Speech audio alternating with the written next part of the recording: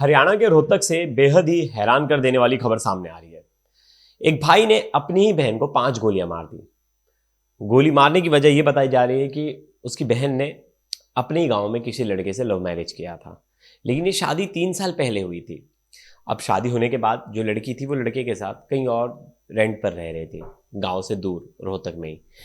तब तक घर वालों को इस बात का ज़रा भी वो नहीं था कि लड़की ने शादी कर लिया, उसे जाने दो, माफ़ कर दो। वो बहुत ज़्यादा गुस्सा घर वालों ने रखा था, क्योंकि घर वाले इस शादी से नाराज़ थे।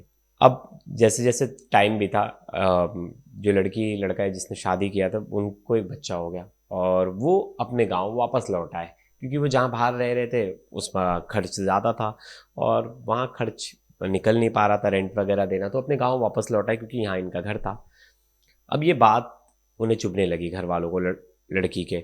और गांव वाले ताने देते थे, इस बात से वो परेशान थे कि तुम्हारी बेटी ने लव मैरिज भी किया दूसरी जाति में और आके गांव में भी रह रही है, सोचो।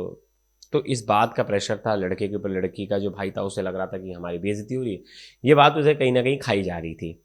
अब उसने प्लान किया कि अब पूरे परिवार को ही मार दूंगा गोली। और कल 9:30 बजे के आसपास रात को वो पहुंचता है लड़की के घर पे, अपनी बहन के घर पे, और वहां पहुंचकर अपनी बहन को 5 गोलियां मारता है। सीसीटीवी फुटेज में ये दिख भी रहा है, आरोपी भाई। और वहां से निकलता है, निकलते वक्त जो उनके देवर है लड़की के, वो आते हैं उन्हें बचाने के लिए, उसे भी एक गोली मारता है।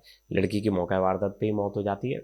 जो देवर है वो बहुत ज़्यादा सीरियस है, उसे पीजीआई रोहतक में एडमिट कराया जाता है। उस वक्त जब ये सब कुछ हो रहा था, तो उस वक्त जो लड़के की माँ वहाँ थी, निर्मला, वो बताती कि ये बड़ा बेटा है मेरा सूरज, और इसने 3 साल पहले लव मैरिज किया था। अब वो गांव की लड़की थी सपना, जिसकी उम्र 23 साल है। अब सपना से शादी करने के बाद दोनों ने डिसाइड किया कि अब उनके घर, सपना के परिवार वाले बुरा मान रहे थे, तो वो गांव से दूर चले गए रहने। शहर में वो एक रिक्शा चला रहे थे, क्योंकि सूरज जो है वो रिक्शा चलाता था। रिक्शा चलाकर पैसे कमा रहा था, लेकिन उन पैसों से घर नहीं चल पा रहा था। तो उन्होंने बोला रेंट वगैरह बहुत देना पड़ रहा है, चलो गाँव घर लौट जाते हैं। और उनको एक बच्चा भी हो गया था, तो उन्हें लगा कि बच्चे का मुंह देख के तो सभी परिवार वाले माफ़ कर देते हैं, लड़की वाले भी माफ़ कर देते हो। ये सोच में वो लोग वापस आ गए गाँव में। गाँव के लोग कहीं ना कहीं, जो लड़की के घर वाले, सपना के घर वाले, उन्हें ताने देते थे। इस तानों से वो तंग आ चुके थे कहीं ना।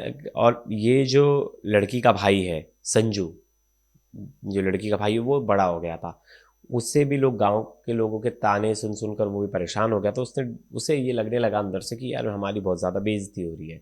और उस बेइज्जती का बदला लेने के लिए इसने डिसाइड किया कि इसके पति को और इसको दोनों को गोली मार से मार देंगे। तब वो प्लान करता है और प्लानिंग के तहत अपने 2 दोस्तों के साथ घर पहुंचता है रात को, और रात को वो 5 गोलियां मारता है। ढूंढता है पूरे घर में कि इसका पति भी मिल जाए, लेकिन उस वक्त उसका पति गया होता है रिक्शा चलाने के लिए, वो घर पे नहीं था, उसे छोड़ देता है। लेकिन उसका भाई आता है बीच बचाव करने, देवर, उसे गोली मारता है और वो भी अभी सीरियस है।